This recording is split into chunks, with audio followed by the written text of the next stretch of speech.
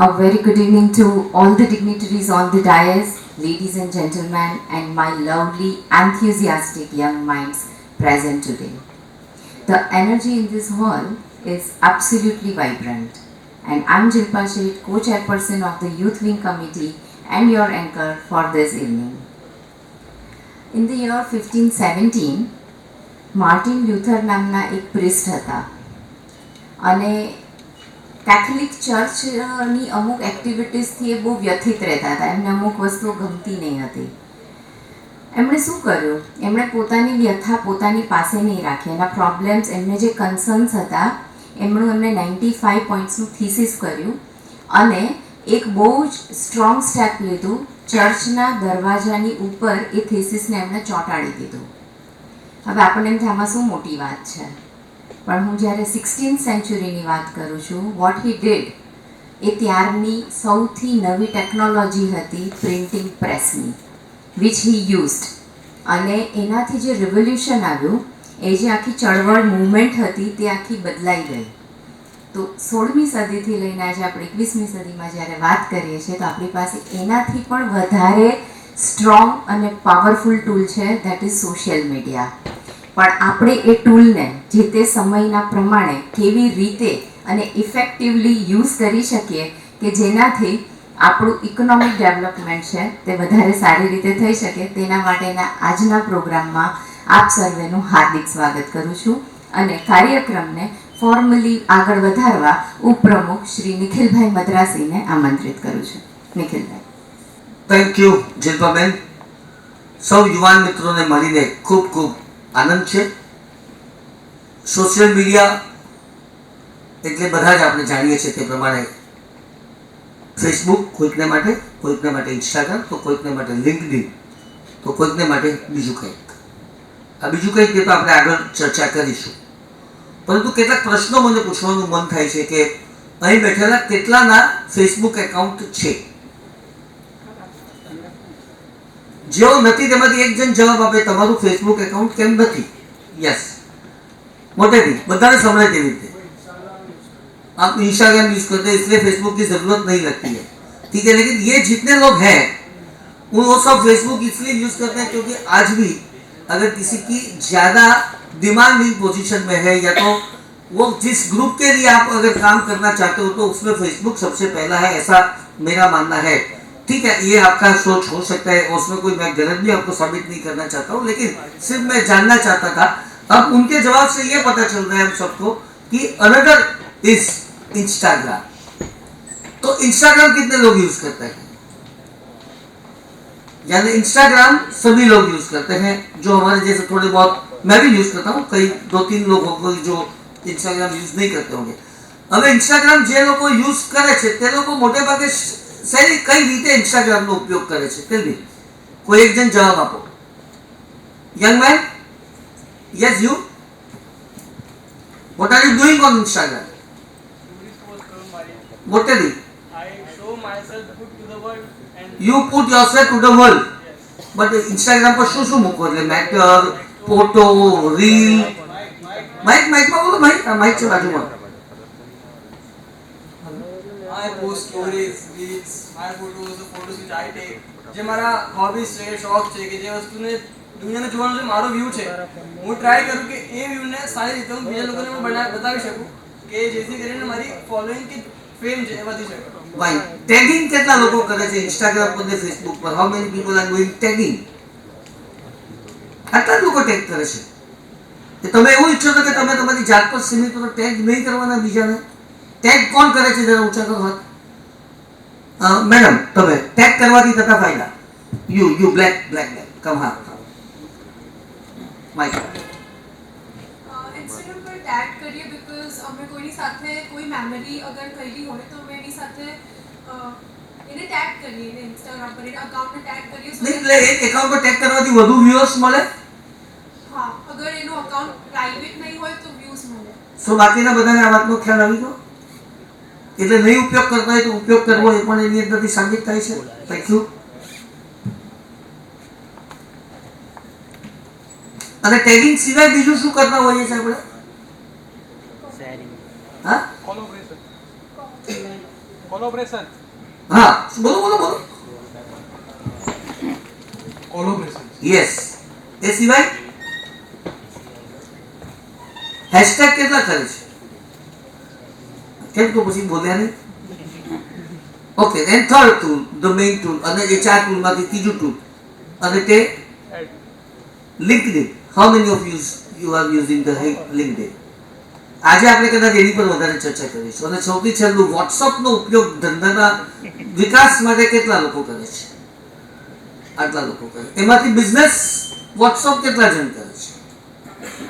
હા, મારો હાથ બધાનો જ ઊંચો છે, કારણ કે ગુડ. એટલે મારે આટલો સર્વે પાસે જે લોકોને જે સમજવું હોય તેની અંદરથી સમજી જવાનું છે કે તમારે શું કરવું જોઈએ. બાકી તો નિષ્ણાત છે તે લોકો વાત કરશે, પણ આજ જે હું સમજુ છું તે પ્રમાણે એનો રાઈટ ડાયરેક્શનની અંદર ઉપયોગ કઈ રીતે કરવો તેના વિષય પર આજે આપણે સૌ કેટલીક વધુ વાતોને જાણવાનો પ્રયાસ કરવાના છીએ. મંચ ઉપર ઉપસ્થિત આજના કાર્યક્રમના વક્તા રાજા રાણી કોચિંગના ફાઉન્ડર મોહિતભાઈ ઘડિયા અને પ્રિયાબેન ઘડિયા, એચસીસીઆઈના મારા સાથી મિત્રો માનદ મંત્રી નીરવભાઈ માંડેવાલા, ચેમ્બરના ગ્રુપ ચેરમેન શૈલેષ દેસાઈ, ચેમ્બરની યુથ વિંગ કમિટીના chairperson Rinkal Jariwala, co chairperson જીલ્પાબેન, યુવા ઉદ્યોગ સાહસિકો, વિદ્યાર્થીઓ, સજ્જનો, સન્નારીઓ, ભૌતિકભાઈ શેઠ અને તમામ મિત્રોનું સ્વાગત કરવા મને અત્યંત આનંદ થાય છે. ભારતના અર્થતંત્રને વધુ મજબૂત તથા એમએસએમઈ ઉદ્યોગ સાહસિકોને એમ્પાવર કરવા માટે ખૂબ જ મહત્વનું સાબિત થઈ રહેલું એવું સોશિયલ મીડિયા પ્લેટફોર્મ સંદર્ભે યોજાયેલા સેમિનારમાં the southern Gujarat chamber of commerce and ઇન્ડસ્ટ્રીના 12,500 સભ્યો અને 150થી વધુ એસોસિએશનો વતી આપ સૌનું સ્વાગત કરતા મને અત્યંત હર્ષ અને આનંદની લાગણી થાય છે. મારે વધુ કંઈ નથી કહેવું.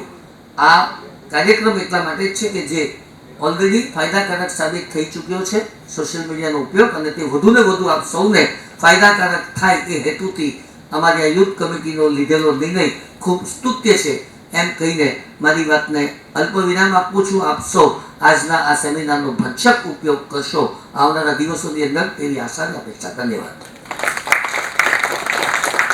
Thank you નિખિલભાઈ. તમે બરાબર કીધું, તમે વધારે નથી બોલ્યા, પણ તમે કીધું અલ્પ વિરામ મૂકું છું. મને બધું પૂર્ણ વિરામ બોલવું જોઈએ તો એક આઈડિયા જે બદલી દે આપની દુનિયા. કેટલાને યાદ છે આ સ્લોગન હતું? રાઈટ, આઈડિયા સેલ્યુલરનું. પણ આપણી વચ્ચે જે આજે આપણા મહેમાનો છે તેમણે એકચ્યુઅલી આ વસ્તુને યથાર્થ કરી છે. આપણી વચ્ચે સમય કાઢીને આપણને એમના આઈડિયા શેર કરવા માટે આજે ઉપસ્થિત રહ્યા છે. આપણે પુષ્પગુચ્છ અને સ્મૃતિ ભેટ આપી તેમનું સ્વાગત કરીશું. વિનંતી કરીશ નિખિલભાઈ મદ્રાસીને અને મંચસ્થ ચેમ્બર ઓફ કોમર્સના તમામ સભ્યોને સાથે જોડાવા માટે.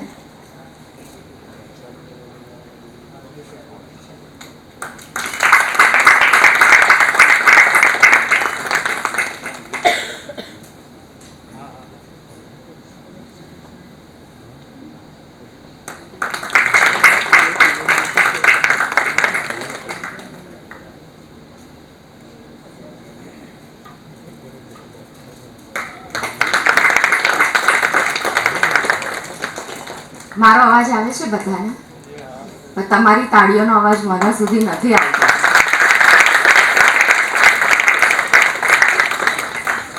Thank you so much.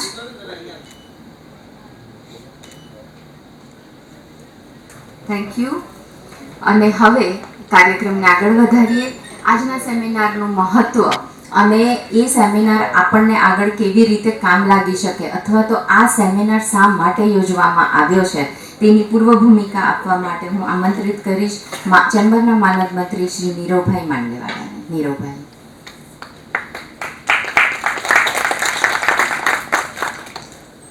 મંચસ્થ મહાનુભાવ અને આમંત્રિત મહેમાનો, હમણાં જ મોહિતભાઈને મેં પૂછ્યું, જ્યારે નિખિલભાઈ પૂછતા હતા કે કેટલા લોકોનું ફેસબુક અકાઉન્ટ છે, સોશિયલ મીડિયા અકાઉન્ટ છે, મેં એમને પૂછ્યું કે ઇન્સ્ટાગ્રામ પર તમારું કયા નામથી અકાઉન્ટ છે. એમનો બી બહુ યુનિક આન્સર મને મળ્યો કે મારું પોતાનું કોઈ અકાઉન્ટ જ નથી. મારું અકાઉન્ટ અને મારી એમના બેટર હાફ બંનેનું એ લોકોનું અકાઉન્ટ, એ લોકોએ આમાં સોશિયલ મીડિયા અકાઉન્ટ પણ એ લોકોએ ભેગું અકાઉન્ટ રાખ્યું છે. એટલે આપણે સૌએ બી શીખવાની જરૂર છે કે સોશિયલ મીડિયા પર પણ તેઓ ભેગા રહે છે. મિત્રો, જો આજના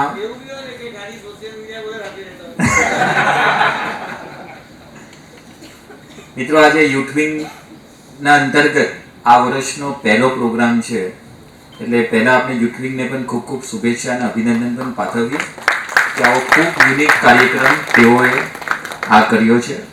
નિખિલભાઈ ખૂબ સાચી વાત કરી સોશિયલ મીડિયાના ઇમ્પોર્ટન્સની. સોશિયલ મીડિયા આજે દરેક જગ્યા પર કામ લાગે છે. સોશિયલ મીડિયાના બે પહેલું છે. આપણે પોઝિટિવ રીતના બી એનો ઉપયોગ કરી શકીએ છીએ અને એનો નેગેટિવ ઉપયોગ પણ થાય.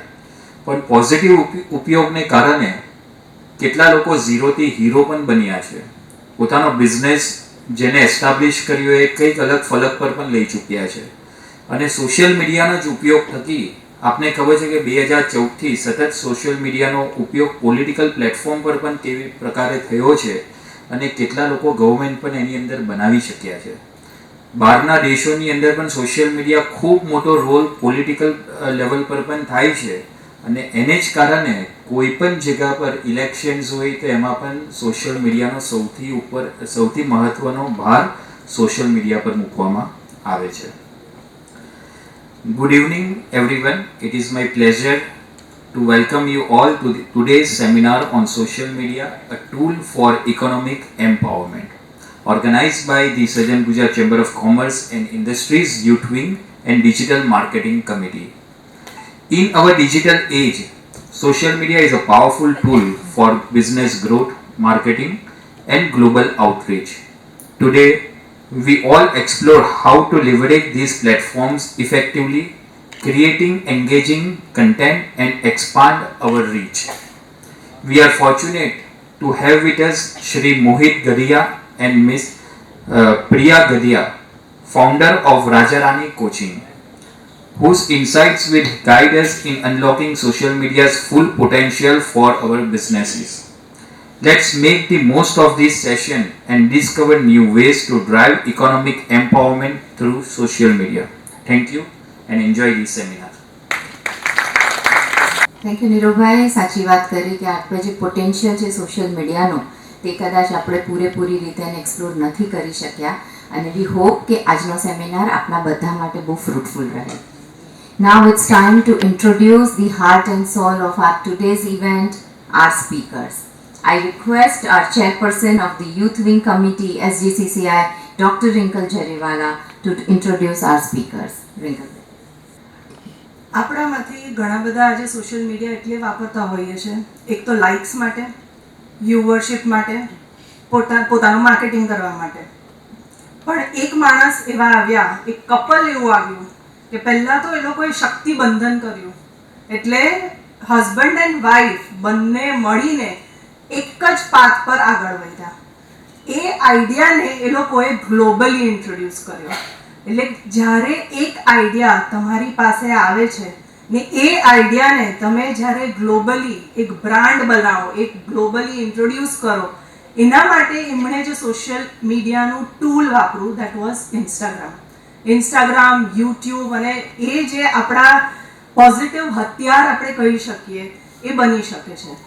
એમાં આ સાહેબે કંઈક અલગ વિચાર્યું કે કોવિડ પછી ઓનલાઈન ઘણું વધી ગયું, એટલે કંઈક અલગ વિચારવામાં હી થોટ કે જે સ્ટિચિંગ છે બધાને જ આજે ફેશન ઇન્ડસ્ટ્રી, સ્ટિચિંગ, કેવી રીતે કપડાં બનાવવાના એક એની દોટ લાગેલી છે, એની પાછળ એક રેસ થઈ છે, એને આપણે કેવી રીતે યુટિલાઇઝ કરીએ. તો આ ભાઈએ, આ કપલે એવું વિચાર્યું કે આપણે આ સ્ટિચિંગ સોશિયલ મીડિયાના માધ્યમથી લોકો સુધી લઈ જઈએ અને એ લોકોને સ્કિલ આપીને એ લોકોને સ્કિલ થકી ઇકોનોમિક એમ્પાવરમેન્ટ, એટલે પૈસા લેકે લોકોને પણ એ કમાવી આપે એવું આખું એક માધ્યમ ઊભું કર્યું. આપણે જ્યારે સોશિયલ મીડિયા પર લાખ, 2 લાખ કે કદાચ 10-20 હજાર ફોલોઅર્સ માટે હફી જતા હોઈએ, તરસી જતા હોઈએ, એવા એમના whooping 2.3 million followers on Insta. So that's a great achievement. અને જ્યારે એ ક્યારે શક્ય બન્યું? only because of that content. એટલે content is the king in social media. Second, તમારી આઈડિયા જે એમણે આખો પ્રોસેસમાં મૂક્યો, એમનું ઇનોવેશન હતું to give wings to the aspiration of woman empowerment they started the concept of full stitching course, online fashion designing course. They have trained over 1 lakh students globally through online platform, broke the geographical barriers, enabling students from the remote areas, એટલે જે village અને રૂરલમાં remote એરિયાઝમાં પણ students આ શીખી શકે અને પોતે જાતે કમાવીને પગભર થઈ શકે એના માટે એમણે આખો એક પ્લેટફોર્મ ઊભો કર્યો. એની જ સાથે એ લોકો શાર્ક ટેન્કમાં પણ આવ્યા છે અને a big round of applause for such a personality જે લોકો શાર્ક ટેન્કમાં પણ બહુ સફળતાપૂર્વક આગળ વધ્યા. જોશ ટોક્સ એમણે આપ્યા છે અને groundbreaking contributions to vocational education એમના માધ્યમથી એ લોકોએ કર્યું છે. એ લોકોનું વિઝન જ છે કે they want to unite their passion and career together by fostering financial freedom and economic strength through education. એટલે જ્યારે આપણે આપણું છોડીને કોઈ બીજાનું વિચારીએ છે ત્યારે એનું પરિણામ છે આ ગઢિયા સાહેબ, ગઢિયા મેડમ કે જે લોકોએ આગળ વધીને બીજાના માટે આગળ કર્યું. So thank you so much sir, and the dais and the audience now is all yours. We would like to hear from you and make this entire program remembering one. Gadhiya couple માટે જોરદાર તાળીઓ થઈ જાય.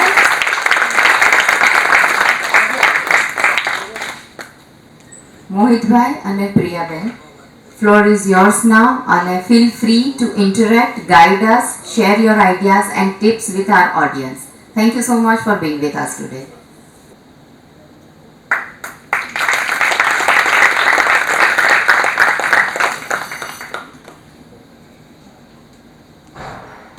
Hello everyone, I am Mohit Gadhiya, founder and CEO of Raja Rani coaching. सबसे पहले तो मैं धन्यवाद करना चाहूँगा SCCCI कमेटी को and southern Gujarat chamber of commerce and industry को कि हमें इस प्लेटफॉर्म पे आने का मौका मिला. हेलो, तो हमें इस प्लेटफॉर्म पे आने का मौका मिला एंड डेफिनेटली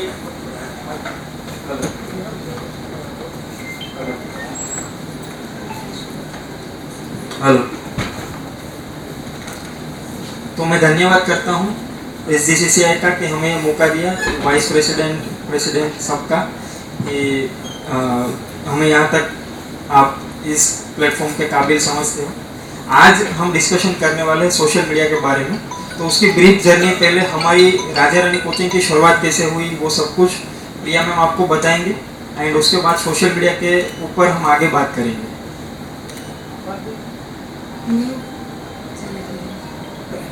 मैं हूँ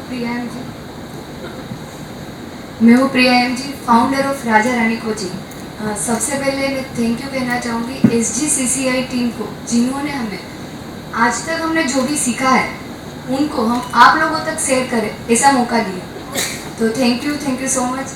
और सबसे पहले हम हमारी जर्नी की बात करेंगे. तो जब मैं छोटी थी तो तब मुझे स्टिचिंग पसंद था, आता था, पर वो मैंने कभी नहीं सोचा था कि इसके बेसिस ऊपर हम आज कुछ इतना बड़ा भी करेंगे. क्योंकि पहले से मेरा सपना रहा था जब मैं छोटी थी तब, क्योंकि सब पूछते थे बेटा आपको क्या बनना है, डॉक्टर. और मुझे पहले से ऐसा था कि नहीं डॉक्टर ही बनना था, क्योंकि मैं मतलब उसमें भी होशियार थी, मतलब पर मैंने सोचा नहीं था कभी कि मैं टीचिंग लाइन में भी जाऊंगी. फिर जब मैंने 12th कंप्लीट किया तो तब हमारा ऐसा पीरियड होता है कि वैकेशन जैसा, तो मैंने ऐसा सोचा कि हम स्टिचिंग क्लास ज्वाइन करें. तो तब मैंने C1 क्लास ज्वाइन किया और तभी मेरी मुलाकात मोहित सर से हुई और हम दोनों मिले. 6 मंथ मैंने वहाँ पे क्लास लिए. फिर हमने ऐसा डिसाइड किया कि हम दोनों ने ऐसे मिलकर डिसाइड किया कि हम कॉलेज करें और नॉलेज के लिए. तो तब हमने कॉलेज भी किया. वहाँ से कॉलेज कंप्लीट किया तो तब हमें ऐसा हमने नोटिस किया कि जब हम C1 क्लास करते थे तो वहाँ पे प्रॉपर मेथड एंड टेक्नोलॉजी नहीं थी. तो इसीलिए हमने डिसाइड किया था कि हम कॉलेज करें कि वहाँ पे भी हमें ऐसा कुछ नया सीखने को मिले. पर जब हम वहाँ पे गए तो वहाँ पे भी हमें वो पता चला कि यहाँ पे ए सब्जेक्ट के ऊपर तो ध्यान ही नहीं दिया जाता है और बाकी सारे सब्जेक्ट के ऊपर ध्यान दिया जाता है. तो तब हमने ऐसा डिसाइड किया था कि यही पॉइंट को हम आगे जाके इसके ऊपर काम करेंगे, क्योंकि जो प्रॉब्लम हमने फेस की है तो वो प्रॉब्लम बाकी और लोगों ने भी तो फेस की होगी, शायद उन लोगों ने उसके ऊपर काम नहीं किया है. पर तब हमने वो डिसाइड किया था, पर तुरंत तो हम उसको स्टार्ट नहीं कर सकते हैं. फिर ये जो हमने कॉलेज कंप्लीट किया उसके 3 साल बाद हमारा राजा रानी कोचिंग स्टार्ट हुआ है। तो ये 3 साल में हमने क्या किया है, तो तब अभी हमारा राजा रानी करके शोरूम भी है कि जहाँ पे हम आउटफिट रेंट के ऊपर देते हैं, कस्टमाइज करते हैं, बाय ऑर्डर मेकिंग करते हैं। तो तब हमने एक टाइम ऐसा था उन पीरियड में कि जो भी आउटफिट थे वो सारे मेरे और मोहित के स्टिच किए हुए थे। 300 से भी ज़्यादा आउटफिट हो गए। तो उसमें हमने स्टिच किया तो हमें पता चला कि ऐसे होता है, मतलब वो हम डिटेल में गए। पर तब भी मेरे पास कोई मेथड नहीं थी। शायद मेथड होती तो मुझे 3 साल नहीं लगते, 6 महीने या 1 साल ही लगता। पर वो हमने खुद डिज़ाइन किया, मतलब बनाया, कोई एरर आ रही तो वापस बनाया। ऐसे कोई एक आउटफिट को बनाते मुझे मतलब 20 या 25 बार मुझे उसमें रिसर्च करनी पड़ती थी, अल्ट्रेशन करना पड़ता था, क्योंकि पता नहीं था कि कैसे होता है। पर किया, कभी भी हमने हार नहीं मानी है कि ऐसे नहीं होगा। और ऐसा बहुत सारे पीरियड होते थे कि मतलब मैं ऐसा करती थी, मतलब मुझे ऐसा लगता था कि अभी नहीं करना है, छोड़ देना है। ब्लाउज कैसे हो गए, मतलब मैं ढूंढती थी सर को कि मैं मोहित को पूछती थी कि मुझे ऐसा कोई सर ढूंढ दो ना कि मुझे वहाँ से स्टिचिंग वो अच्छे से सिखा सके, चाहे उसकी फी कितनी भी हो वो मुझे चलेगा, क्योंकि मुझे अच्छा नॉलेज प्रोवाइड करना है। पर वो मुझे तब ऐसा बोलते थे कि एक काम, मतलब तू जो कर रही है ना वो सही है, मतलब ऐसा कोई नहीं है दुनिया में कि मतलब जो मतलब सही से सिखा सके। तो बस वो मुझे मोटिवेट करते रहते थे कि नहीं जो कर रही सही है, ऐसे ही करना है, बस यही सही है। तो ऐसे ऐसे मैं करती गई और एक टाइम आया कि हमने कोचिंग स्टार्ट किया। पर तभी मुझे ऐसा ही लगता था कि नहीं अभी मुझे नहीं करना है, क्योंकि अभी मेरे पास 100% नॉलेज नहीं है, क्योंकि मैं बिना नॉलेज का ऐसे स्टार्ट नहीं कर दूंगी। तो उसने मुझे बताया कि नहीं तू स्टार्ट कर, जो प्रॉब्लम आएगी उसी को तो हम सॉल्व करते जाएंगे, इसी तरह से हम आगे बढ़ेंगे। अगर हम स्टार्ट ही नहीं करेंगे तो मतलब वो पॉसिबल ही नहीं है। तो मतलब हमने ऐसे स्टार्ट किया। फिर जैसे जैसे जब मैंने स्टार्ट किया था तो बहुत छोटा कमरा था, उसमें 2 मशीन थे और 2 स्टूडेंट थे। तो वहाँ से मैंने शुरुआत की कोचिंग की। और स्टार्टिंग में ऑलरेडी हमारे तब 3 बिजनेस थे। तो मुझे तब मतलब इतना सब पहले तो मुझे मना ही कर दिया था कि कोचिंग स्टार्ट नहीं करना, क्योंकि ऑलरेडी हमारा बिजनेस है तो उसमें तू ध्यान दे, मतलब इसकी कोई ज़रूरत नहीं है। पर फिर भी मान गए वो लोग 1-2 महीने में, और मैंने स्टार्ट किया। तब कोई ध्यान नहीं देते थे क्योंकि ऑलरेडी सब कुछ सही चल रहा था। पर 6-7 महीने के बाद मतलब मोहित ने मतलब हमारे बिजनेस में मतलब उसने कोचिंग में देखा कि नहीं सही चल रहा है, और मेरी जो भी प्रॉब्लम आती थी वो उसके साथ में शेयर करती थी कि आज ये हुआ, आज मुझे ऐसा लगा कि नहीं ये नहीं होना चाहिए। तो इसके रिलेटेड वो मुझे आइडिया देते थे कि नहीं ये करो, तो ऐसे ऐसे हम आगे बढ़े। फिर उसको लगा कि नहीं उसे जो चाहिए वो मतलब ये सब कुछ ये बिजनेस में कर सकते हैं, क्योंकि बाकी के सारे बिजनेस में क्या होता था कि जो प्रॉब्लम है तो उसको सोल्व करने का शायद मतलब मौका उसको नहीं मिलता था, क्योंकि उसको पहले से बिजनेस मैनेजमेंट पसंद था। और तो वो उसने डिसाइड किया कि जब भी हमने वो मेरे बिजनेस में आया तो उसने ऐसा बोला कि तुझे सिर्फ स्टिचिंग मतलब यही पार्ट देखना है, बाकी का सब कुछ मैं हैंडल करूंगा तो ही मैं आऊँ, वरना नहीं। क्योंकि उसने बाकी के सारे बिजनेस में देखा था कि वो जो बोले ना वो होता नहीं था, मतलब उसको करना होता था पर वो पॉसिबल नहीं होता था। तो मैंने बोला कि ओके, मतलब मैं सिर्फ यही करूँगी, तुझे जो करना है वो कर। मतलब तो उसने वो बाकी का सारा पार्ट देखा, मतलब सोशल मीडिया, मैनेजमेंट, सब कुछ। मेरा सिर्फ यही काम रहा है कोचिंग में कि मैं स्टूडेंट को अच्छे से अच्छा यानी 100% स्टिचिंग कैसे सिखाऊं कि वो सीख के उसको सेटिस्फेक्शन मिले, बस मैं वही करती थी, बाकी का सब कुछ मोहित देखते थे।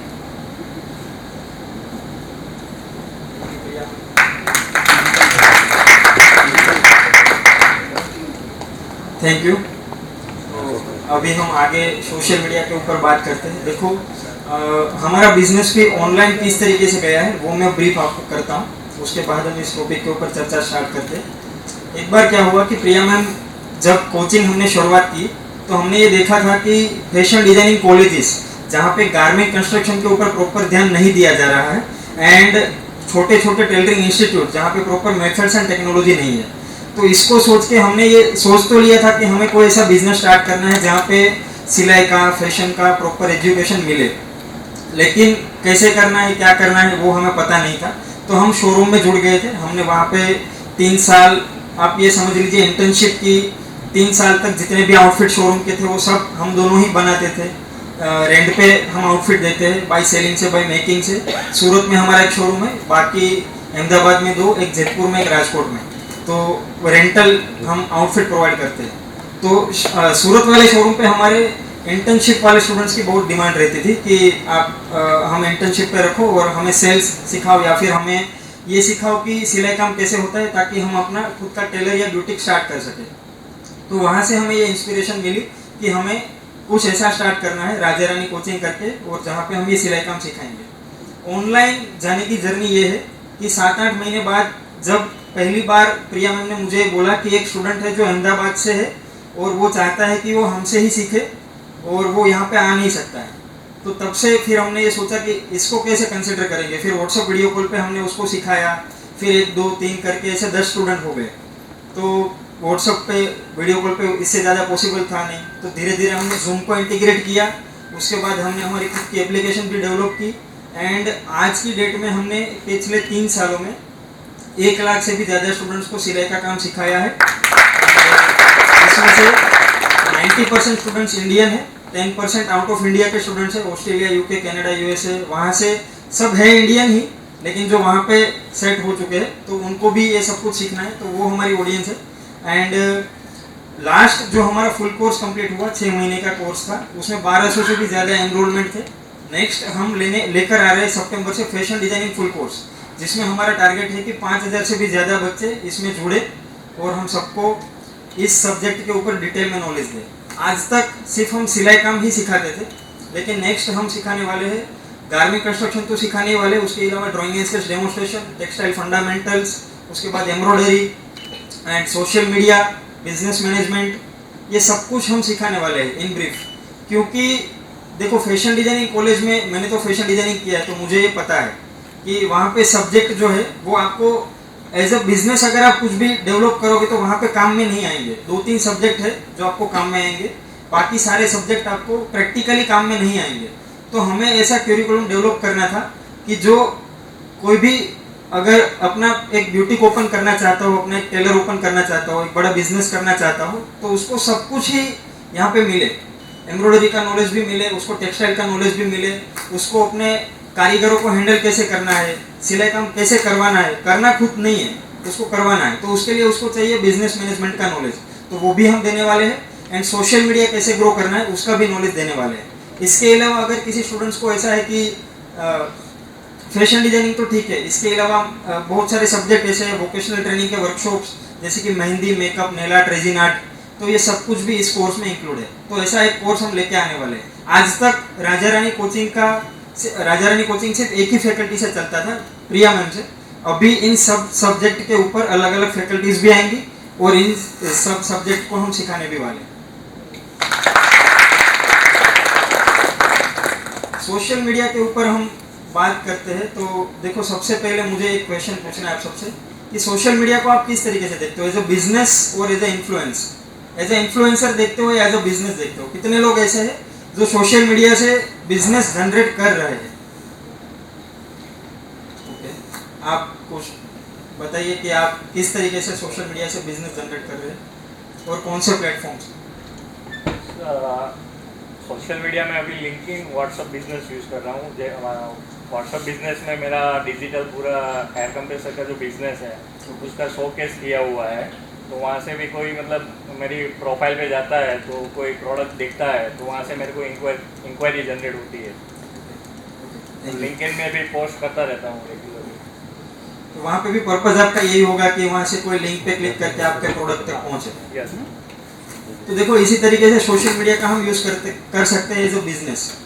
लेकिन होता क्या है, जो हमारा बिजनेस पेज है एंड जो हमारा पर्सनल पेज है, हम कई बार ये भूल जाते हैं। मैंने बहुत सारे ऐसे एग्जांपल्स देखे हैं और मुझे ये पता है कि लोग क्या करते हैं कि सोशल मीडिया पे स्क्रॉलिंग के टाइम पे देखते हैं नए नए आइडियाज़, और वो आइडियाज़ देख करके उनको ये लगता है कि अच्छा ये ट्रिक अगर हमने इस तरीके की रील बना दी या ऐसा कुछ कर दिया तो उससे हमारे बिजनेस पे इतना रेवेन्यू जनरेट होगा या फिर एड्स रन करके इतना रेवेन्यू जनरेट होगा।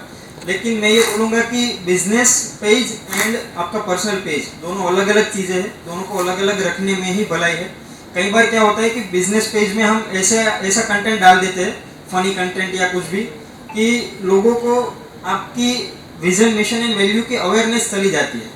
उनको ये लगता है कि अच्छा ये मतलब फिर जो आपकी सेंस उनको दिखाने की थी वो उनको रहती नहीं है, और जिसकी वजह से एक प्रॉपर आपको मतलब वो कन्वर्जन नहीं मिलता है। फिर जो कस्टमर आपकी लिंक पे क्लिक करके आपके प्रोडक्ट तक पहुंचने वाला था वो नहीं पहुंचेगा। तो ये दोनों चीज़ें अलग अलग रखना बहुत ज़रूरी है। इसके बाद हम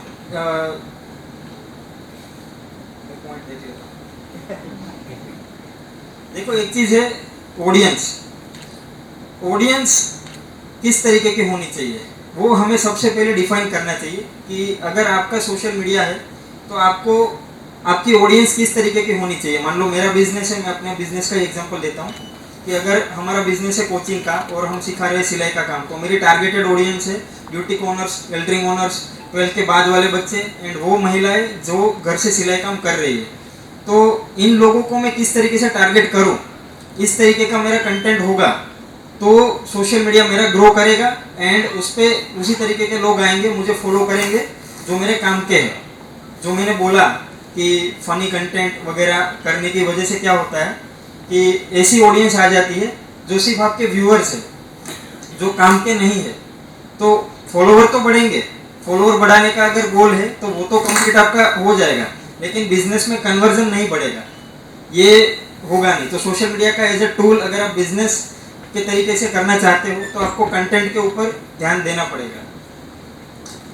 देखो, शार्क टैंक का हमारा एक्सपीरियंस ये रहा कि वहाँ से हमने ये सीखा कि किस तरीके से टीम में काम किया जाता है। वहाँ पे बहुत सारी अलग अलग टीम्स थी, कंटेंट डेवलपमेंट की टीम, फिर सोशल मीडिया टीम, जो हमें वहाँ पे जाने के बाद हम 4 दिन वहाँ पे रहना होता है, प्रॉपर सिखाते हैं कि आप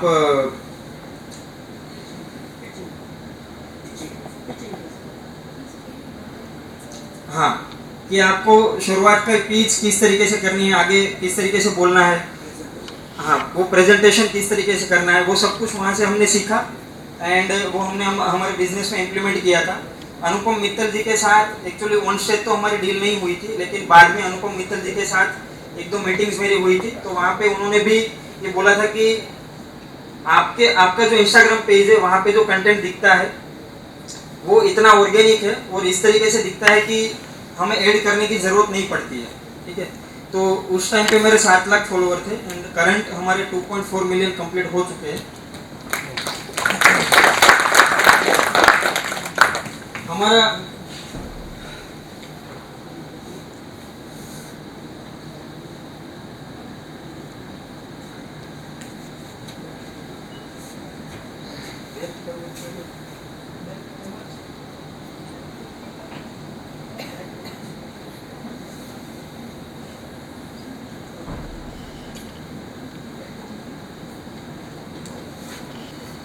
देखो, हमारा मिशन है कि हमें व्यक्तियों की क्षमता को उजागर करके उन्हें प्रेरित और सशक्त बनाना है और हम गुणवत्तापूर्ण शिक्षा और कौशल विकास के माध्यम से उनके जीवन में बदलाव लाने के लिए प्रतिबद्ध है। और विजन हमारा है, हम शिक्षा के माध्यम से फाइनेंशियल फ्रीडम और आर्थिक मजबूती को बढ़ावा देकर आपके जुनून और करियर को एक साथ में जोड़ना चाहते हैं। एंड वैल्यूज हमारे हैं सेवा, खुशी, उत्कृष्टता, सशक्तिकरण, विकास एंड प्रतिबद्धता। ये मैं क्यों दिखा रहा हूँ, इससे मैं आप सबको ये बोलना चाहता हूँ कि अगर ये डिसाइडेड होगा तो आपके बिजनेस में बहुत सारी अपॉर्चुनिटीज आने वाली है, बहुत सारे थ्रेड्स आने वाले हैं। कौन सी अपॉर्चुनिटी को आपको गैदर करना है, कौन सी अपॉर्चुनिटी को नहीं करना है, वो आपको इसके द्वारा डिसीजन लेना है। आपको खुद को डिसीजन नहीं लेना है, आपको विजन, मिशन एंड वैल्यू को सेंटर में रखना है और उसी के माध्यम से आपको डिसीजन लेना है कि आपको आने वाली अपॉर्चुनिटी को गैदर करना है या फिर उसको जाने देना है। क्या आपके बिजनेस में थ्रेड्स आने वाले हैं, उसको किस तरीके से टैकल करना है, वो भी आपको इससे पता चलेगा। और अगर मैं अपने खुद के बिजनेस की बात करूं तो हमारे यहाँ पे 45 मेंबर्स की टीम है एंड हमारे प्यून से लेकर के सारे ही मतलब HR तक, अकाउंटेंट सबको हमारे ये vision, mission and value clear है। तो इससे होता यह है कि काम करने में बहुत ही आसानी हो जाती है और सब अगर एक ही दिशा में चल रहे हैं तो ग्रोथ भी बहुत फास्ट होता है।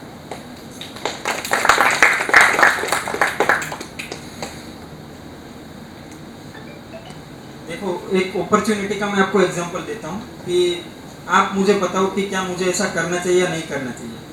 अगर मुझे अपॉर्चुनिटी आ रही है, जैसे आ ही रही है कि मान लीजिए मेरे बिजनेस के बाहर की है कि मैकडोनाल्ड अगर मुझे ऐड करने को बोले और वो मुझे 1-2 लाख रुपए देने को तैयार है, मान लीजिए डोमिनोज मुझे ऐड करने के लिए बोले कि आप हमारे साथ में कोलैबोरेशन कीजिए, हमारे पेज और आपके पेज का कोलैबोरेशन कीजिए, प्रिया मैम को पिज्ज़ा बर्गर खाता हुआ दिखाइए, तो क्या मुझे ये करना चाहिए या नहीं करना चाहिए? नेवर। तो मैंने सोशल मीडिया पे यही देखा है कि लोग पैसे की लालच में आगे चल के ये सब करने लगते हैं, और जिसकी वजह से बिजनेस पर से लोगों का ट्रस्ट हट जाता है। फिर लोग यही सोचने लगते हैं कि अच्छा देखो अब ये भी उसी कैटेगरी में आ गया जहाँ पे सब बाकी सब थे। अगर हम कुछ यूनिक निकल के आ रहे हैं तो हमें बहुत सारी अपॉर्चुनिटीज को जाने भी देना पड़ता है। तो ये उसका एक एग्जाम्पल है। मैं किसके साथ कोलैबोरेशन करूँगा? मैं उसके साथ कोलैबोरेशन करूँगा जो मान लीजिए फैशन इंडस्ट्री के अकॉर्डिंग चल रहा है। मान लीजिए मेरे फैशन के टूल्स, फैब्रिक, मशीन, इन सब का सेलिंग कर रहा है और उसका विजन और मेरा विजन मैच हो रहा है, तो मैं उसके साथ में कोलैबोरेशन करूँगा। बाकी कोलैबोरेशन की अपॉर्चुनिटीज तो हज़ारों आएंगी, हज़ारों जाएंगी, लेकिन उन सबको एक्सेप्ट नहीं करना है। सबको एक्सेप्ट करेंगे तो फिर बिजनेस की अलग सेंस बन के नहीं रहेगी, लोगों के दिमाग में आपकी इमेज जो आप चाहते हो वो बन के नहीं रहेगी।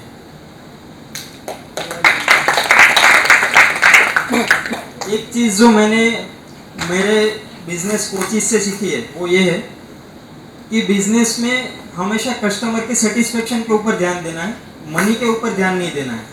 अगर हम पैसे के ऊपर ध्यान देंगे, अगर मैं आपको एक एग्जांपल से ही समझाता हूँ कि अगर मैं ये ध्यान दूँ कि मेरा आने वाला फुल कोर्स जिसकी फीस मान लो 34,000 है, तो उसमें मैं किस तरीके से ज़्यादा कन्वर्जन ला के करोड़ों में पैसा इकट्ठा करूँ, अगर मैं ये मेरा गोल रखूँगा तो वो एस्टेब्लिश होगा, फुलफिल भी होगा।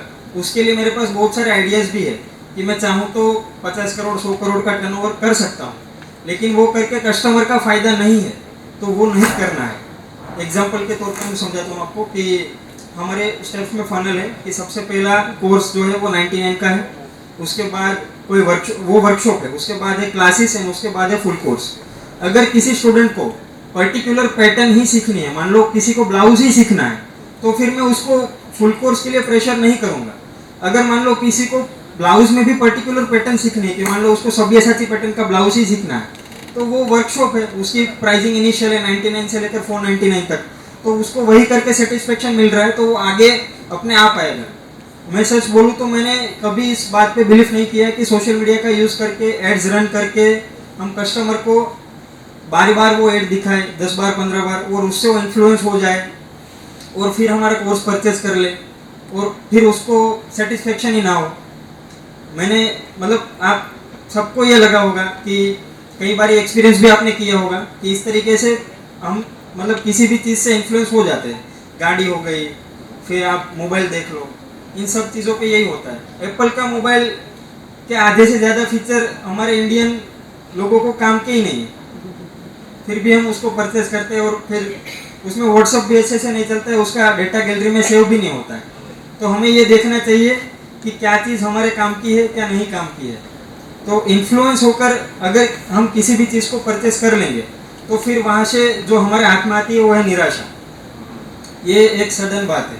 तो मैं इस चीज़ का ध्यान रखता हूँ कि अपने सोशल मीडिया का उपयोग मैं और मैं उसी लोगों तक पहुँचाता हूँ जो मेरे काम की ऑडियंस है, जो नहीं काम की है उनको नहीं दिखाना है, उनके तरफ जा रहा है तो ठीक है, उनको नहीं देखना है तो कोई दिक्कत नहीं है, जो लाइक नहीं कर रहा है उनको वापस से वो कंटेंट ना दिखे तो ही अच्छा है, ये मानना है। एक ऑर्गेनिक एंड इनऑर्गेनिक बिजनेस या फिर सोशल मीडिया प्लेटफॉर्म का डिफरेंस क्या होता है? तो एक ऑर्गेनिक एंड इनऑर्गेनिक बिजनेस का डिफरेंस ये है, सबसे पहला कि जो ऑर्गेनिक बिजनेसमैन है या ऑर्गेनिक सोशल मीडिया प्लेटफॉर्म है वो ये सोचता है कि अपने प्लेटफॉर्म के माध्यम से वो इंफॉर्मेशन प्रोवाइड करे सबको। जो इनऑर्गेनिक बिजनेसमैन है या फिर जो उसकी थॉट प्रोसेस ऐसी है वो ये सोचता है कि कैसे मैं फटाफट से सेलिंग करूँ। इन्फॉर्मेशन देना एक अलग चीज़ है, सेलिंग के लिए कंटेंट बनाना एक अलग चीज़ है, ये दोनों अलग अलग है। अगर आपका माइंडसेट ये होगा कि मुझे सेलिंग के लिए कंटेंट बनाना है तो वो रील, वो स्टोरी, वो पोस्ट, वो सब कुछ ऐसा ही बनेगा। और अगर आपने ये सोचा है कि मुझे सिर्फ इन्फॉर्मेशन प्रोवाइड करनी है आगे कस्टमर को अगर लेना होगा, उसको समझ में आ रहा है तो ठीक है, वो ले लेगा, वो एक कंटेंट अलग ही बनता है। आप अगर हमारे सोशल मीडिया प्लेटफॉर्म पे विजिट करोगे तो आपको ये देखने को मिलेगा कि हमारी सारी रील्स में, सारी पोस्ट में सब कुछ टिप्स एंड ट्रिक्स से जुड़ा हुआ है। आपको वहाँ से कुछ ना कुछ सीखने को मिलेगा। जो इंडस्ट्री से है, जो सिलाई का काम जानता है, उसको डेफिनेटली ये पता चलता है कि अच्छा इस रील में मैंने ये बॉल रिंग बनाई है, वो इस तरीके से बनी है, और ऐसा गाउन बनाते हैं तो मतलब ऐसा अगर हम पीस बनाएंगे तो ये पूरी प्रोसेस हम दिखाते हैं, जीरो से लेके एंड तक, शॉर्ट में 1 मिनट में ही वो दिखती है।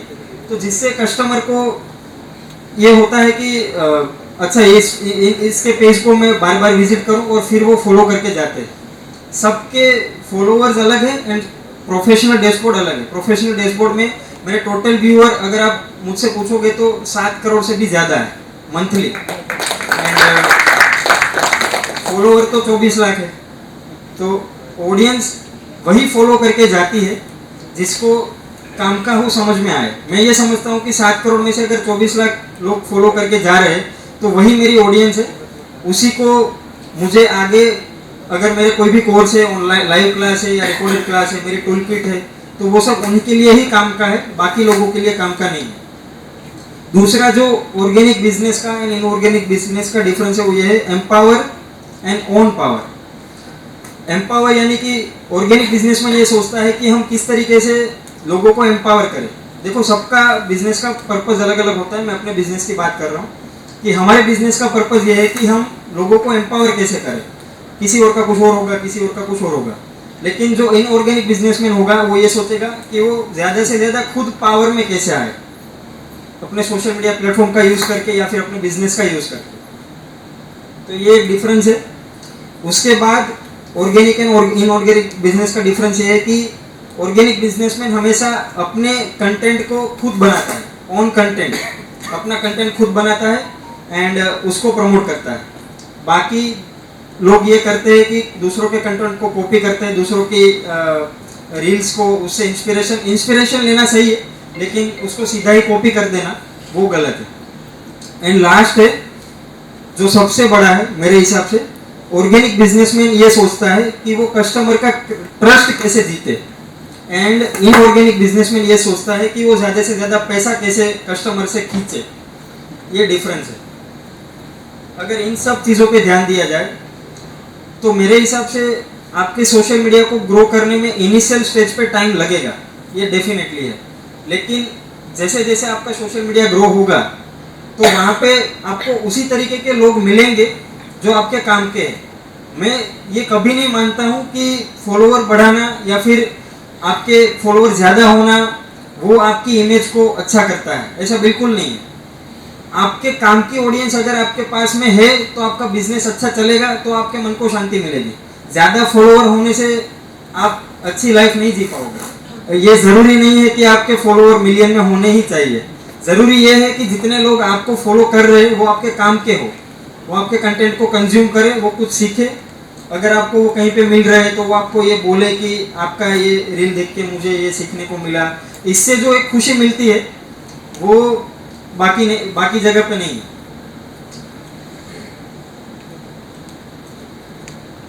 इसके अलावा एक चीज़ है जो मैं बोलूँगा कि इसी मंथ हम एक फैशन शो भी ऑर्गेनाइज कर रहे हैं, जहाँ पे जो हमारा पिछला फुल कोर्स कंप्लीट हुआ उसमें 1200 से भी ज़्यादा बच्चों ने एनरोल किया था पूरे इंडिया से।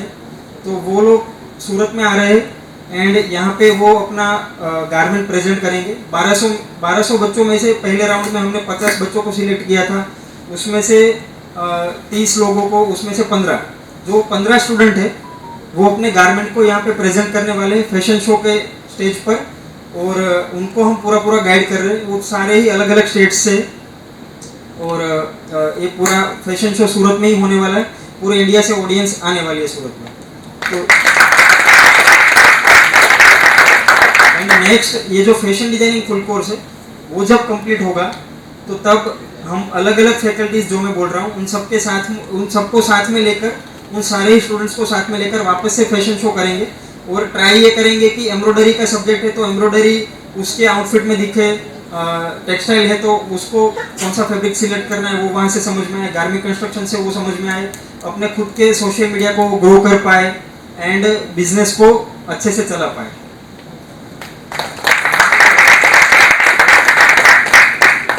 अब मैं चाहता हूं कि आप थोड़े क्वेश्चन आंसर कीजिए मुझसे, ताकि मैं थोड़ा और कंफर्टेबल फील करूं। And I also request our partner in this event, our own Bhautik Bhai Sheth. He is a chairperson of our digital marketing committee. I request Bhautik Bhai to moderate this session, please. Mohit sir અને Priya ma'am, આ નામ તમે તો પતિ પત્ની છો, તો એકબીજાને સર અને મેમ તરીકે બોલાવો છો, બહુ ખરેખર સન્માનજનક તમારી છે, તો એ બાબતે થોડો ખુલાસો કરજો. એક બીજો સવાલ એ કે તમારી ઉંમર શું છે તે, અને તમારો ત્રીજો સવાલ કે ગિનિસ બુક ઓફ વર્લ્ડ રેકોર્ડની અંદર તમે કેવી રીતે ત્યાં ગયા અને એનો અનુભવ શું રહ્યો તમારો? पहलो जो सवाल आपका जो पहला क्वेश्चन है कि प्रिया मैम और मोहन सर क्यों बोला थे, उसकी मतलब मैं शार्क टैंक पे भी मैंने ब्रीफ में बोला था, लेकिन वो शो में आया नहीं था क्योंकि 1.5 घंटे की उस स्पीच में सिर्फ 15 मिनट का ही आपको टीवी पे देखने को मिलता है, बाकी वो स्पीच 1.5 घंटा चलती है। हाँ, तो उसके पीछे रीज़न ये है कि जब राजा रानी कुटोर की शुरुआत हुई तो मैंने और मेरे सिस्टर इन लॉ ने उसकी शुरुआत की थी, और उस टाइम पे ये था कि इनिशियल स्टेजिंग पे मान लो कोई भी एम्प्लॉय आ रहा है, जैसे 2-5 लोगों की टीम बनी, तो मैं मेरे सिस्टर इन लॉ को बोल रहा हूँ अवनिका भाभी, तो वो लोग भी अवनिका भाभी कह के बुलाने लगे, तो वो मुझे अच्छा नहीं लगा कि ऐसा तो नहीं होना चाहिए, तो फिर मैंने उनको बोलना स्टार्ट कर दिया अवनिका मैम। तो वही जब मैंने राजा रानी कोचिंग की शुरुआत की तो मैंने पहले से ही सोच के रखा था कि मैं अपनी वाइफ को मैं खुद प्रिया मैम कह के बुलाऊंगा, तो मतलब तब से मेरी जुबान पे यही है। कई बार तो ये होता है कि मैं घर पे जाता हूँ और हाँ, तो मैं मेरी मम्मी को भी ये बोल देता हूँ कि प्रिया मैम कहाँ गए, तो वो बोलते हैं तुम उसको मैम क्यों बोला है, तो होता है। मेरी एज है 26 और प्रिया मैम की एज है 23।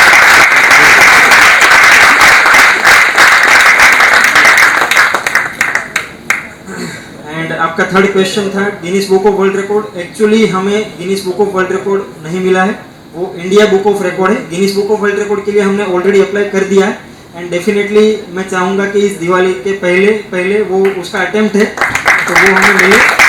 And India book of world record हमें इसलिए मिला है कि हमने उस टाइम पे 70,000 से भी ज़्यादा बच्चों को सिलाई का काम सिखाया था, जो अभी करंट 1 लाख से भी ज़्यादा हो चुका है।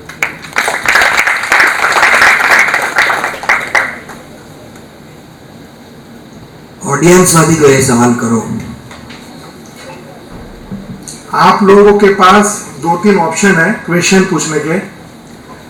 पहला on the basis of the entrepreneurship, क्योंकि आपके सामने एंटरप्रेन्योर है। एक जहां पर आप ऑब्वियसली सोशल मीडिया के बारे में सवाल पूछ सकते हो, तो जो लोग मैरिड है वो भी आउट ऑफ द कॉन्टेक्स्ट एक हस्बैंड वाइफ एक बिजनेस में कैसे काम कर सकते हैं, ऐसा भी अगर किसी को सवाल आ रहा है, क्योंकि मुझे तो कांस्टेंट वही सवाल आ रहा है। मैं अगर टाइम मिला तो यही पूछूंगा कि बगैर लड़े बगैर झगड़े ये दोनों एक साथ काम करते कैसे हैं, लेकिन वो मैं पर्सनली पूछूंगा। सो ऑडियंस, बहुत अच्छा सेशन रहा है। क्वेश्चंस आना जरूरी है कि बहुत सारे यंगस्टर्स यहाँ पर है, तो questions please. Yes sir please, अगर माइक ऑडियंस में जा सकता है तो क्या पूछिए सर। मोहित सर, यानी मेरा क्वेश्चन ये है कि जब हम लोग बिजनेस पर पहले दिन स्टार्ट करते हैं तो उस दिन तो हम लोग को कोई जानता नहीं हो रहा होता है, और उस टाइम हम लोग को हमारी खुद की क्रेडिबिलिटी बिल्ड करने में टाइम लगता है। यानी मैंने खुद में 15 साल जॉब करके खुद का बिजनेस चालू किया है ना, वो काफ़ी अच्छा भी चल रहा है, लेकिन उसमें क्रेडिबिलिटी होती है। तो भी मैं लिंक्डइन पे हूँ, तो मेरे बैंकिंग में तो लोग फॉलोअर्स थे क्योंकि मैं एक डेजिग्नेशन से आया, लेकिन स्टार्टिंग में you should be attempt to doing that kind of, जो आपने बोला कि ये जो चलता है वो करना चाहिए या ऑर्गेनिकली स्लो एंड स्टेडी ही चलना चाहिए। व्हाट इज़ योर व्यू, क्योंकि आपने भी बहुत ऑर्गेनिकली ही किया, तो स्टार्टिंग में भी अटेम्प्ट करना चाहिए या नहीं, राइट फ्रॉम बिगनिंग भी एकदम वैसे ही जाना चाहिए? इसके लिए मैं आपको ब्रीफ आंसर करता हूँ कि देखो राजा रानी कोचिंग को लेकर ये सब कुछ मैंने पहले से सोच के रखा है। मेरे कोचिंग वाले बिजनेस को या फिर मेरा एक और बिजनेस है, किड्स वाला मेरा बिजनेस है, उसमें ये सब कुछ मैंने पहले से नहीं सोचा था, क्योंकि यहाँ तक कि मेरी नॉलेज ही नहीं थी।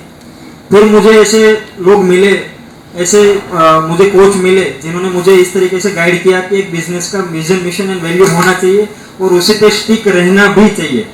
बिजनेस में उतार चढ़ाव आएंगे, जब पैसा नहीं है तब अगर मैं ये सोचूं कि हाँ ये एड का मेरे को एक ऑफर था वो मैं कर लेता हूँ तो मेरे को 2 लाख रुपए मिल जाएंगे, तो फिर वो गलत है।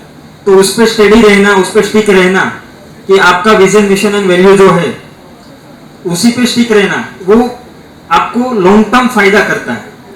मेरे बिजनेसेस जो मैं बोल रहा हूँ पहले वाले, उसमें कई बार ऐसा हुआ है कि मैं अपने मिशन से भटक चुका हूँ। भले ही अपने बनाया नहीं है, लेकिन आपके दिमाग में तो है कि मेरे को इस तरीके से काम करना है, तो वो एक मिशन ही हुआ, लेकिन उस पर नहीं चलते हुए हम कई बार रास्ता भटक जाते हैं। तो अगर ये सब कुछ लिखा हुआ होगा, आपकी टीम को भी पता होगा, तो मेरे साथ तो कई बार ये भी हुआ है कि मैं खुद रास्ता भटक जाता हूँ और मेरे को मेरी टीम फिर रास्ते पे लेके आती है कि सर आप ऐसा नहीं करना है, ये आप गलत कर रहे हो, तो आप इसी रास्ते पे चलो।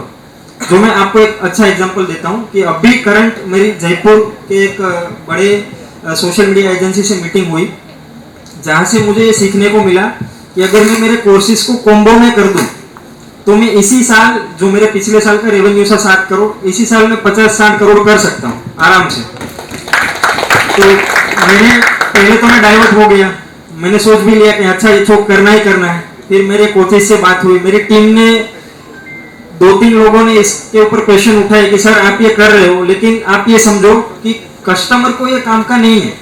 अगर आप ये कॉम्बो बना दोगे तो फिर कस्टमर को मान लो ब्लाउज ही सीखना है, आप कुर्ती को और उसमें वो लहंगा को ऐड कर रहे हो, वो गलत है, ऐसा मत करो। तो फिर मैंने उस प्लान को ड्रॉप कर दिया। तो अगर सबको पता है, जो आपकी पूरी टीम है, मान लो आपके साथ में कोई भी जुड़ा हुआ है, उसको 2-3 लोगों को भी पता है, तो आपको वो वापस रास्ते पे लेके आएंगे। इसलिए पहले से डिसाइड करना बहुत जरूरी है। जी वहाँ से किसी ने हाथ ऊपर किया था, please anyone from that side. जी जी पीछे पीछे।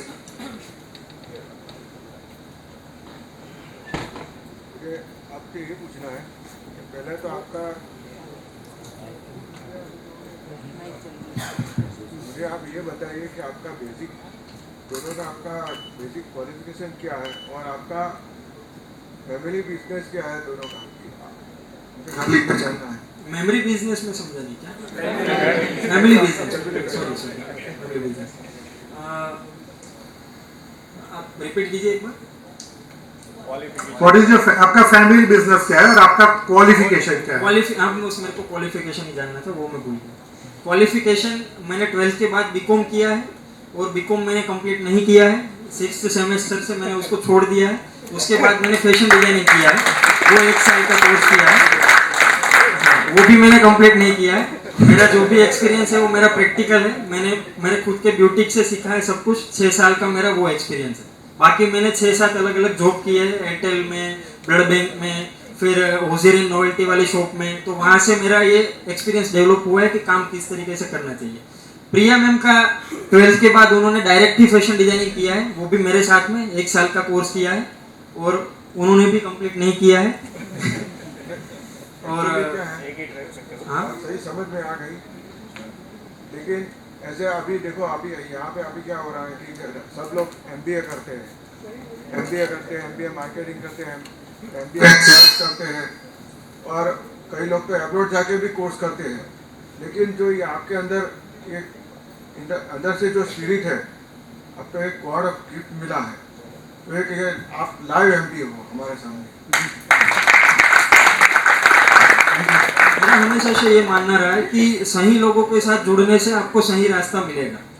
मैं मेरे बिजनेस कोच की ही तारीफ करूंगा यहाँ पर कि जिन्होंने मुझे इस बिजनेस को लेकर सही रास्ता दिखाया, और वो करंट हमारे बीच में उपस्थित भी है, मिस्टर संजय भाई पटेल। आप प्लीज एक बार खड़े होकर।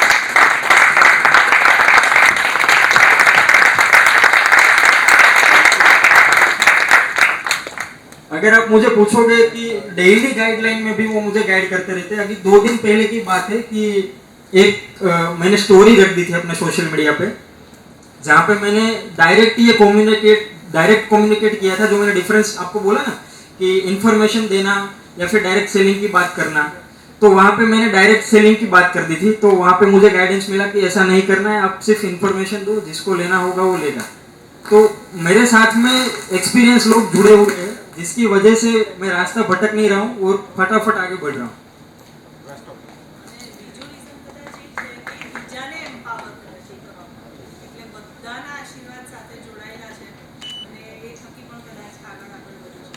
इंस्पिरेशन इसी चीज़ से मिलती है। मैं अगर कहीं पर भी जाता हूँ, मैंने ऑल इंडिया भी सेमिनार करके रखे, तो अगर मैं कहीं पे भी जाऊँगा, जयपुर में, गोवा, अभी मैं माउंट आबू घूम के आया, तो मुझे ऐसे लोग मिल ही जाते हैं जो मुझे बोलते कि मैम आपका कोर्स लेने के बाद मैं 10-15 हज़ार कमा रही थी और अभी मेरा ब्यूटिक है, मैं 50-60 हज़ार कमा रही हूँ, मेरे को आगे दिख रहा है कि मैं 1 लाख तक पहुँच जाऊँगी।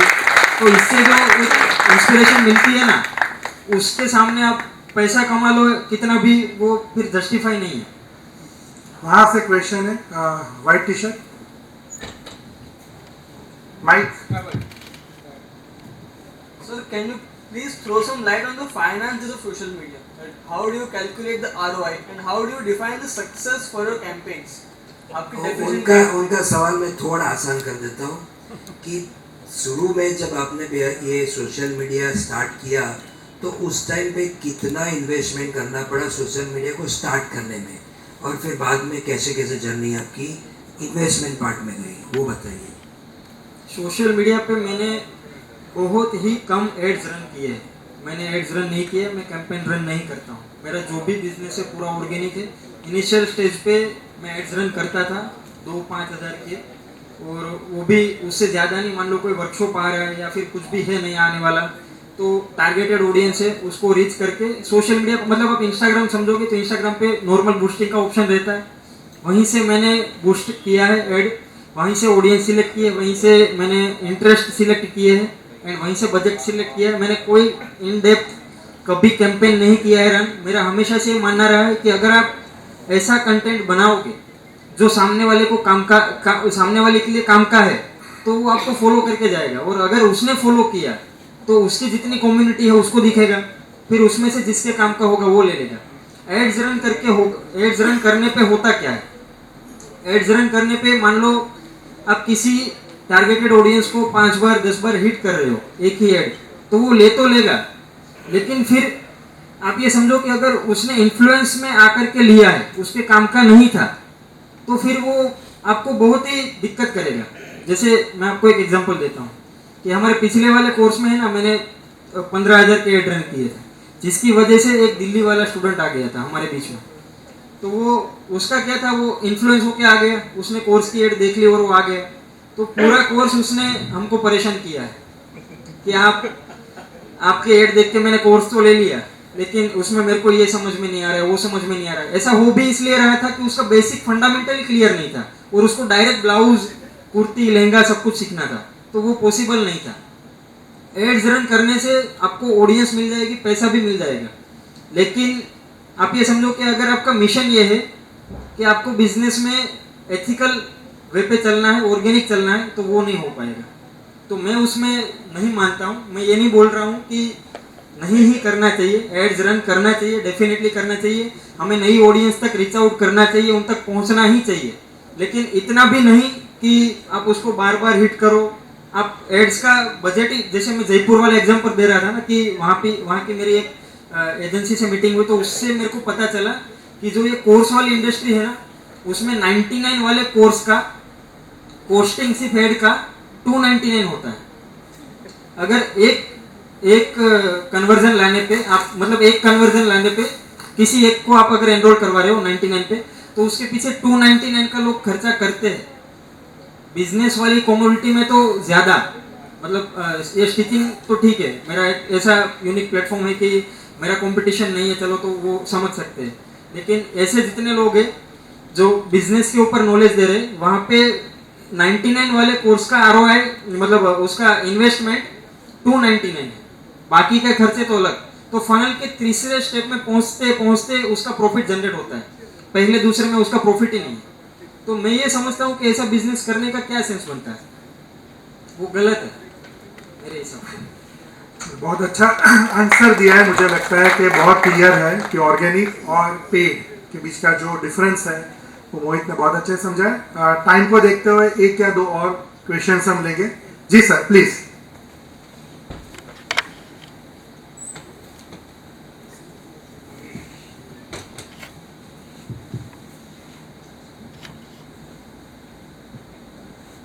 क्वेश्चन जस्ट कुछ सेंटेंसेस बोलने के बाद, एक तो MBA में बहुत पढ़ाया जाता है सेल्फ एक्चुअलाइजेशन नहीं, मैस्लोज नीड हायरार्की की बात आती है। रोबोटिक्स सर हम लोग तो एक ही डिपार्टमेंट में विजिटिंग फैकल्टी में HRD में मैं भी पढ़ाता हूँ 1994 से। तो सेल्फ एक्चुअलाइजेशन वो है जो बहुत सारी नीड पूरी होने के बाद वो जनरेट होती है। आपने तो वो बिगनिंग से ही शुरू रखी, मतलब सेल्फ एक्चुअलाइजेशन यानी मैक्सिमाइजेशन ऑफ ओन पोटेंशियल। अच्छा, उसके बाद की एक स्टेज और आई है अभी जो मैस्लो के टाइम में नहीं थी, कि लिविंग योर पैशन। मतलब हम कहते हैं ना मोहम्मद रफ़ी गाता है तो गाता नहीं है, he is living the song and anyone who does his best और who becomes his best version he actually lives it. तो ये लेकिन ये स्टेज इतनी जल्दी आती नहीं है जब तक कि दैवी कृपा भगवत कृपा नहीं हो, या मे बी अपनी जो पारंपरिक पद्धति है जो जिसमें कहते हैं कि पूरे जन्म का संचित कर्म आ रहा है, मे बी वो नोबडी कैन चैलेंज। तो एक तो आपने क्या किया कि आपने स्किल और जुनून दोनों को बहुत अच्छा एमेलगमेट किया, इंटीग्रेट किया। फिर आपने अपॉर्चुनिटी बनाई और अपॉर्चुनिटी भी बड़े एक एथिकल तरीके से बनाई। ये इतनी यंग एज में और विदाउट एनी फॉर्मल क्वालिफिकेशन, ये अपने आप में एक बहुत बड़ी उपलब्धि है ये। और उसके बाद आपने जो मार्केट आपने मार्केट बनाने का एम नहीं रखा, आपने तो ये रखा कि भाई हम सामने वाले को सेटिस्फाई कैसे करें, खुश कैसे करें।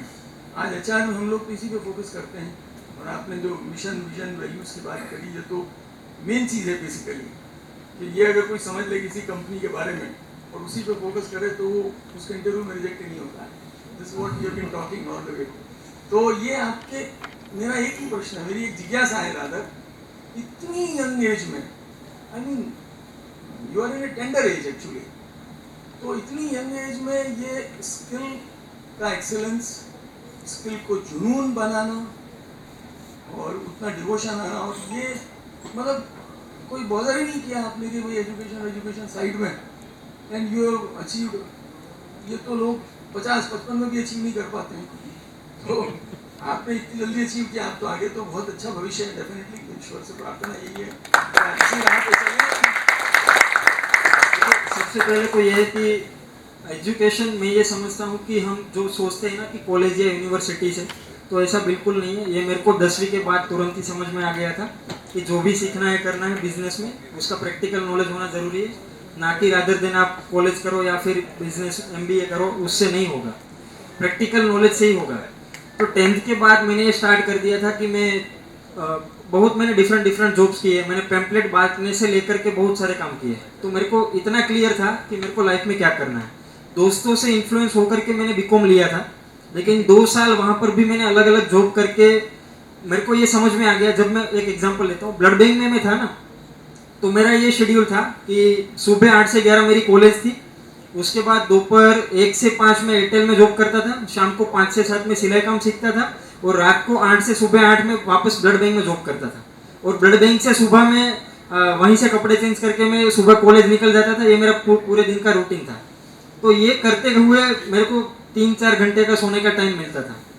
तो इस टाइम पे मैं इतना फ्रस्ट्रेट हो चुका था, मेरे मतलब लोगों से बात करता था तो भी मेरे को गुस्सा आ जाता था। एक बार को तो मैं लड़ पड़ा था मेरे अंकल से, तो फिर वो रो पड़े, फिर मैं घर छोड़ के निकल गया 2-3 घंटे के लिए, फिर मेरे को ढूंढने के लिए आ गए। तो फिर मेरे फैमिली ने ये स्ट्रिक्ट डिसीजन ले लिया कि अब तुमको ये कुछ नहीं करना है, अब तुम एक काम करो जो तुम्हारी सिस्टर इन लोग कर रही है, मेरी भाभी कर रही थी, सिलाई का मतलब हमारा ब्यूटिक था, तो सबने बोल दिया कि तुम कॉलेज करो और साथ में तुम्हें ये करना है। तो फिर उस टाइम पे मेरे को भेजा गया, मेरे को मेरी सिस्टर इन लोगों ने बोला कि देखो अपने बिजनेस में है ना, सेल्स तो ठीक है, मैन्युफैक्चरिंग में हैंडवर्क का काम भी ठीक है, लेकिन ये सिलाई वाला काम बहुत ही वीक है, तो तुम एक काम करो सीवन क्लास को ज्वाइन करो। तो फिर मैंने सीवन क्लास ज्वाइन किया, वहाँ पे 70 लड़कियों के बीच में मैं अकेला सीखता था। तो ये मेरी जर्नी रही है। और वहाँ से मतलब जैसे जैसे मैं आगे बढ़ता गया ना, तो मुझे पता चला कि अच्छा ये फैशन ही मेरा पैशन है। और फिर जैसे जैसे मैं डीप डाइव किया तो मैंने शोरूम का एक्सपीरियंस किया। फिर मैंने जैसे बोला कि मैंने ऑनलाइन भी मैंने फैब्रिक वाला ही मैंने काम किया है, किड्स वेयर का काम किया है। तो सब जगह पे मैंने देखा कि एक जगह पे मेरे पार्टनरशिप में इश्यू आ गया, फिर एक जगह पे मेरे को अथॉरिटी नहीं मिल रही है बिजनेस चलाने की, इतना इनफ मेरे को नॉलेज मिल रहा है, मैं मार्केट से गेन कर रहा हूँ। संदीप माहेश्वरी को, विवेक बिंद्रा को, ऐसे तो बहुत लोगों को फॉलो किया मैंने, अभी भी कर रहा हूँ, उनसे सीख रहा हूँ। एंड उनके सेशंस भी मैंने अटेंड किए हैं, अभी तो मेरे खुद के कोच हैं। तो मैं ये समझ रहा हूँ कि आप एक्सपर्टीज को कहीं से भी यूज कर सकते हो, ठीक है। आप अगर मेरी एज 26 है तो मैं ये थोड़ी ना है कि मैं मेरा जितना एक्सपीरियंस है उसी को मैं लगाऊं बिजनेस में और उसी से बिजनेस को चलाऊं। मेरे को ऐसे लोग मिल रहे हैं मार्केट से कि मेरे को सिखा रहे हैं, और उनका भी मिशन सेम टू सेम मेरे जैसा है, उनका विजन सेम टू सेम मेरे जैसा है। तो उनके साथ अलाइन होने से मेरे को ये रास्ता मिला है। आखिरी सवाल लीजिए सर, प्लीज सर।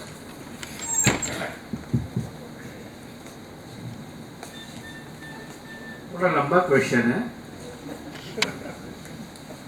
न्यूटन सेब के पेड़ के नीचे बैठा था, उसके पहले भी बहुत सारे सेब गिरे थे।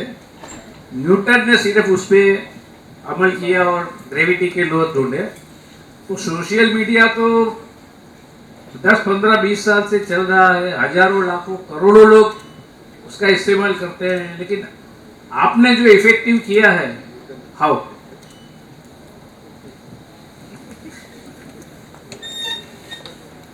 हम जो भी सोशल मीडिया के ऊपर काम करते हैं तो उसका कोई अलग कंटेंट नहीं बनाते। समझो कि मैं पूरे दिन जो भी क्लास ले रही हूँ, जो भी कर रही हूँ, तो वही हम मतलब वो लोग वीडियो लेते हैं और वही हम इंस्टाग्राम पे डाल देते हैं, क्योंकि लोगों को रियलिटी चाहिए।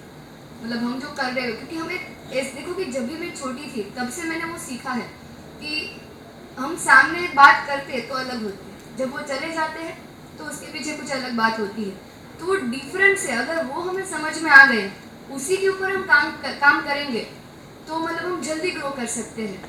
और जैसे शायद मतलब आपके क्वेश्चन का मैं प्रॉपर आंसर ना दे पाऊँ, पर वो मैं आपके मतलब वो आपको पहुँचाना चाहती हूँ कि मैं इतनी कम एज में यहाँ पे आई, तो मतलब मैंने कुछ बाहर देखा नहीं है, क्योंकि मैं ज़्यादा पढ़ी भी नहीं हूँ, पर मुझे तब तक उतना समझ में आ गया था कि ये कुछ काम का नहीं। मतलब जो भी हम इतना पढ़ रहे हैं, पर वो सिर्फ मतलब पढ़ने के लिए है, पर एक्चुअल में हमें जो नॉलेज मिलना चाहिए था, मतलब जब हम छोटे थे तब, कि एक्चुअल में जब हम बड़े हो तब हमें मतलब बड़े से कैसे बात करनी चाहिए, उसके साथ कैसे रहना चाहिए, अगर हम बिजनेस करें या जॉब करें वो हमें कैसे पता चलेगा हमें क्या करना चाहिए। तो एक्चुअल में हमें वो नॉलेज की ज़रूरत थी, पर वो हमें मिला नहीं। पर और जब भी हमने बिजनेस स्टार्ट भी किया तो हमने वो गैप ही ढूंढा कि एक ज़रूरत यहाँ पे है पर वो कोई करता नहीं है। तो ऐसे बहुत सारे ऐसे गैप है, पर सब इसको मतलब फिलअप नहीं करते। सब क्या करते हैं कि ये बिजनेस अच्छा चल रहा है ना, तो मैं वही बिजनेस करूँ, अगर ये यहाँ पे है, इसकी सैलरी ज़्यादा है तो मैं वही जॉब करूँ। पर अगर हम एक गैप को फिल करना स्टार्ट कर दे तो शायद आज हमारे जैसे बहुत सारे बिजनेसमैन आगे बढ़ सकते हैं। और बहुत सारे गैप है, ऐसा नहीं कि नहीं है। जैसे मैंने अभी बोला कि जो नॉलेज सब्जेक्ट है, अगर हम उसमें ए वाला सब्जेक्ट ऐड कर दे, तो जैसे कि बड़े होके क्या करना चाहिए, किस तरह से बात करनी चाहिए, तो ये भी बड़ा गैप है ना, और सबको वो चाहिए, पर ऐसा कुछ है नहीं। अगर हम वो स्टार्ट करें तो वो भी हो सकता है। एक और चीज़ है कि जो मैंने बोला ना, और आपके क्वेश्चन का सटीक आंसर यही है कि एड्स रन करते हैं ना, वहाँ पे दिखाते कुछ और है और प्रोडक्ट कुछ और होता है। जैसे आप विमल का ऐड देखो तो दिखाते हैं इलायची और खाने में है डिस्टिल्ड वाटर की ऐड करते हैं दारू। हाँ बस वही बात। तो सब यही करना चाहते हैं एक्चुअली, जो मतलब बड़े बड़े लोग कर रहे हैं, तो वही हम भी छोटे बिजनेसमैन भी वही करना चाहते हैं कि अपना बिजनेस कुछ दिखाता और है, प्रोडक्ट में दम जितना है उससे ज़्यादा दिखाने की कोशिश करते हैं, इसी वजह से प्रॉब्लम है।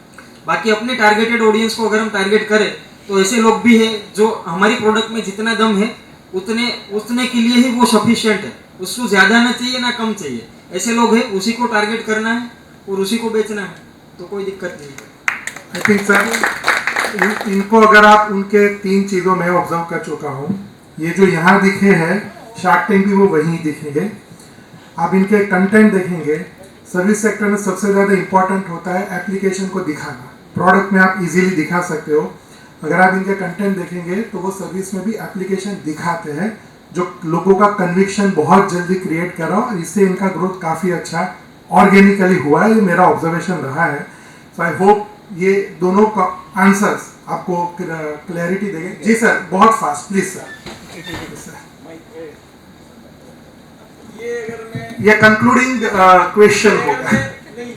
ये अगर मैं नहीं बोल पाया तो मुझे दुख रह जाएगा, क्योंकि क्या होता है कि जब अगर तारीफ आपको करनी है ना और आपके दिल से निकल रही आवाज़, तो आपको दिल खोल के करनी चाहिए।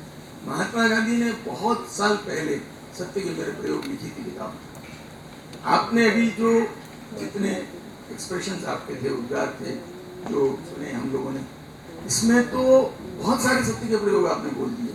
और जो भौतिक सर ने एक बहुत सुंदर बात बोली कि जो महात्मा गांधी के साथ भी थी, अगर वो आज भी इतने सालों के बाद भी अगर वो एक देखिए उनके वो पॉलिटिकल डिसीजन छोड़ दीजिए, लेकिन बाकी का जो मॉडल है महात्मा गांधी का, उसका अगर प्रोसेस कोई फॉलो करे कि एक साधारण इंसान इतना बड़ा महामानव कैसे बनता है, तो वो प्रोसेस फॉलो करने वाला हर व्यक्ति अपना बेस्ट वर्जन बन सकता है।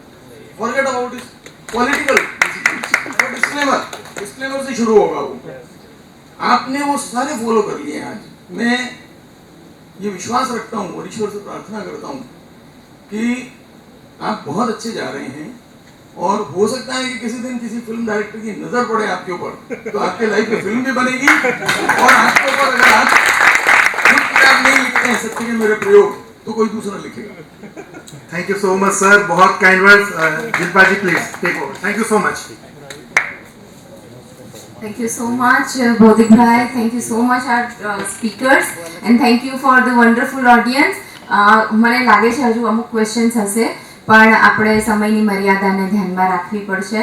પણ ખૂબ જ સુંદર ટિપ્સ આપવા માટે, આપણા માટે સમય કાઢવા માટે અને આટલી ઓર્ગેનિક વાતો કરવા માટે એકવાર ફરીથી જોરદાર તાળીઓ થઈ જાય આપણા બંને સ્પીકર. અને હવે વિનંતી કરીશ અમારા ગ્રુપ ચેરમેન શ્રી શૈલેષભાઈ દેસાઈને આભાર વિધિ માટે. શૈલેષભાઈ. મંચસ્થ મહાનુભાવ અને ઓડિયન્સ, આપણે જૂના જમાનાની એક બહુ સિમ્પલ કહેવત છે, ભણેલા અને ગણેલા. ભણેલા પણ પોતાની રીતે સક્ષમ હોય અને પોતાની રીતે ઘણી બધી નવાઈ ઊંચાઈઓ એ લોકો શેર કરતા હોય. ગણેલા પણ જૂના જમાનામાં પણ ઘણા બધા વ્યક્તિ ગણેલા હોય, ભણેલા ના હોય, તો પણ એ લોકો પોતપોતાની રીતે ઊંચાઈ શેર કરતા હતા.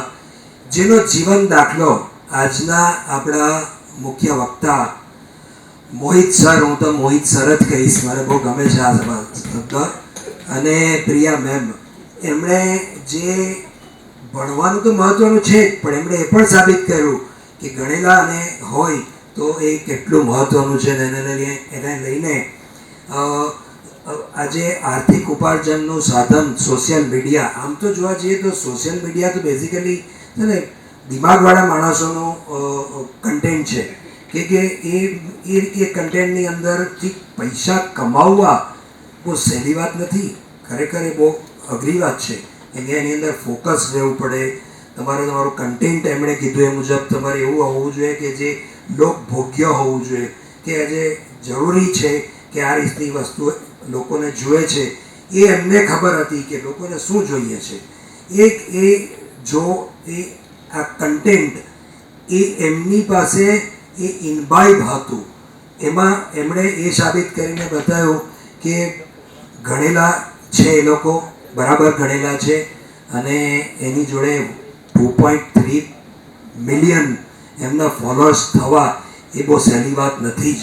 કેમ કે આજના જમાનામાં બહુ બધા ઇન્ફ્લુઅન્સર છે, બહુ બધા વ્યક્તિ છે કે જે આ રીતના કન્ટેન્ટ મૂકતા હોય, પણ આ એક એમણે જે મુકામ અચીવ કર્યો છે એ ખરેખર કાબિલે દાદ છે, અને એમને માટે દિલથી આજે એક જોરદાર તાળીઓથી અમને